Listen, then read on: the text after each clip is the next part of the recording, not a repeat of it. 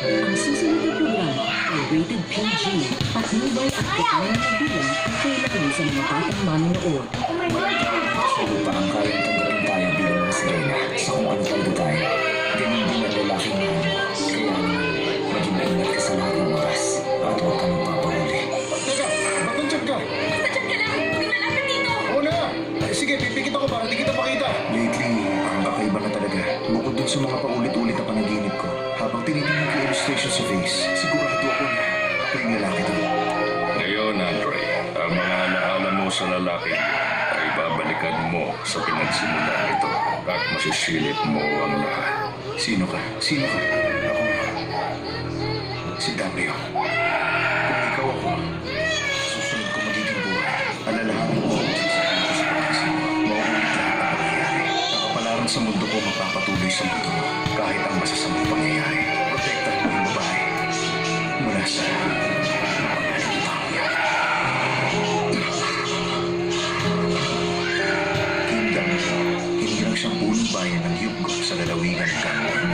Ikalawang isang Disyembre ng taon sa buong edad na 27, namatay siya. Ikaw ba yan? Nasaan si Mr. Lam? Higit sa lahat, bakit hawak mo cellphone niya? Hindi ka na makakali.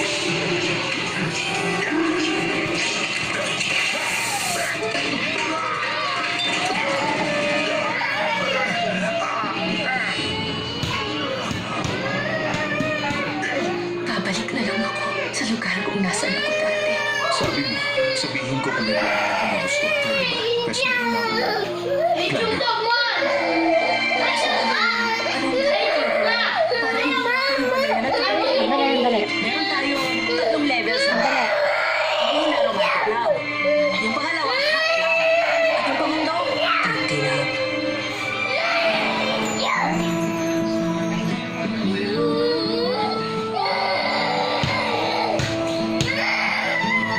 Bans!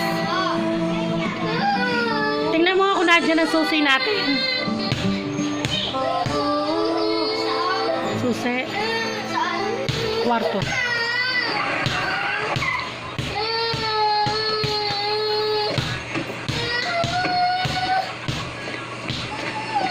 Hoy, ba't di mo sinasagot ang tawag ko? Ano bang Tanong mo kay Kuya Warley ang susi. Kaibigan ko siya. Kumusta?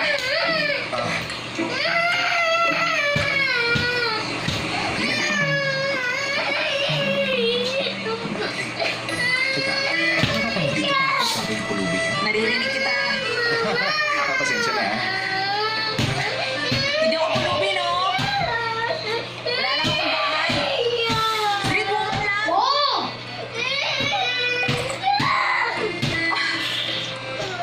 Hindi ako nanlilimos. Hindi ako pulubi. Hindi ako tumatanggap ng limos. Honey, nandito si Andre. Yung inalagaan at minahal mo na parang tunay mong anak. Lagi mo nabanggit ang pangalan niya. Sige na, gumising ka na. Hindi siya nagdadrive na kayo. Tinignan niyo na ba yung black box? Walang record. Sige.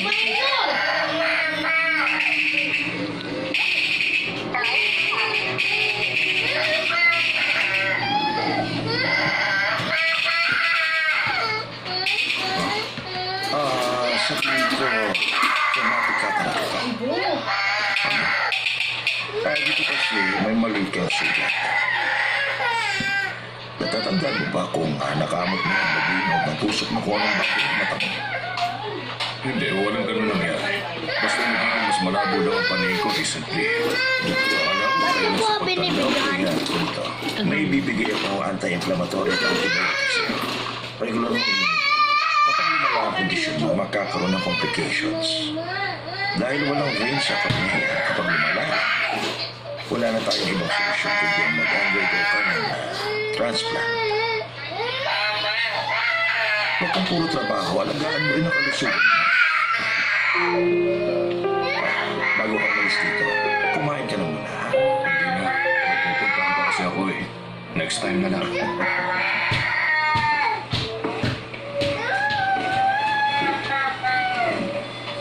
Kapamilya ni Andre. Nakakatuwa sa akin kapamilya ni Andre. Kasama mo siya ngayon? Sinabi ko na sa'yo, hindi ko lalayuan si Andre. Naiintindihan kita. Siguro kayo sa iba kayo. Papakasal na ba? Ang totoo sa ngayon, nagpaplano pa lang kami. Nang ano? Ang maraming bagay.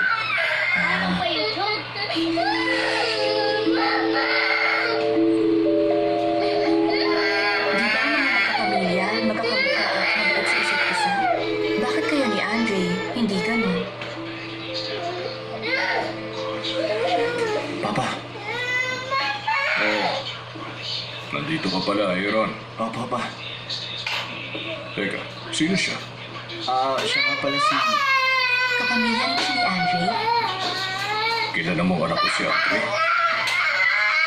Ang totoo... Ano?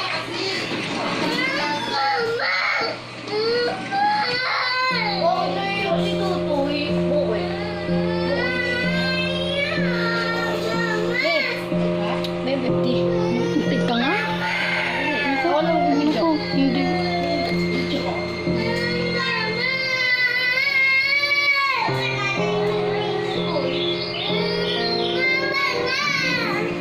Papa, pagkaligo, bilhin niyo ako ng banana milk, ha? Ibibili kita pag tiniskram mo na maayos sa likod ko. Hindi gaya ng ginawa mo nung huli. Ibili niyo na po ako. O sige na nga. Yay!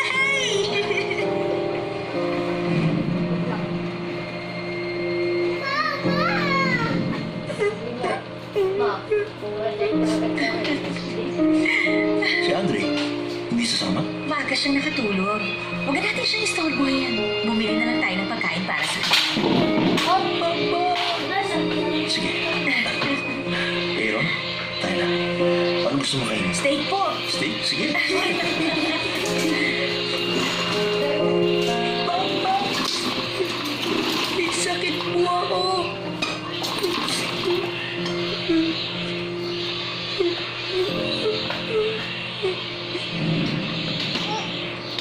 Anong nangyari sa'yo? Ba't ganyan ang mukha? Saan mo na ko yung kasama, ha? Concerned na kayo sa akin ngayon. Bakit kasi umalis ka pa sa bahay? Yan tuloy ang nangyari.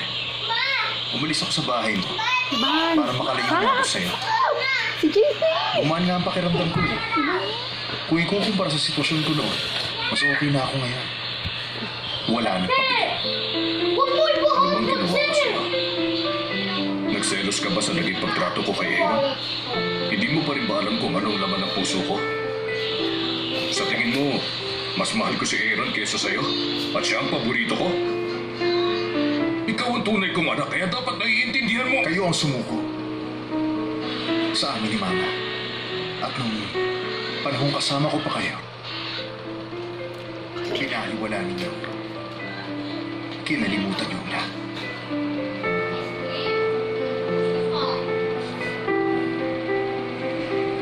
Dahil sumuko kayo at ibang pinili niyo, huwag niyo nang balikan yung binitawan nila.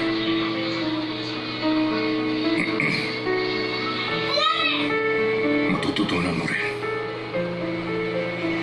na hindi lahat aayon sa gusto mo. Matanda na ako ngayon. At oras na para ayusin ang properties ko.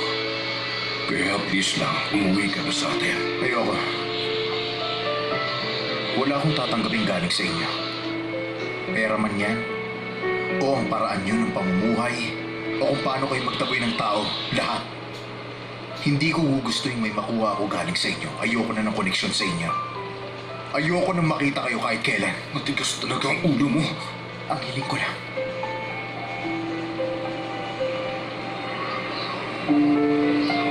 Alagaan niyo sarili niyo.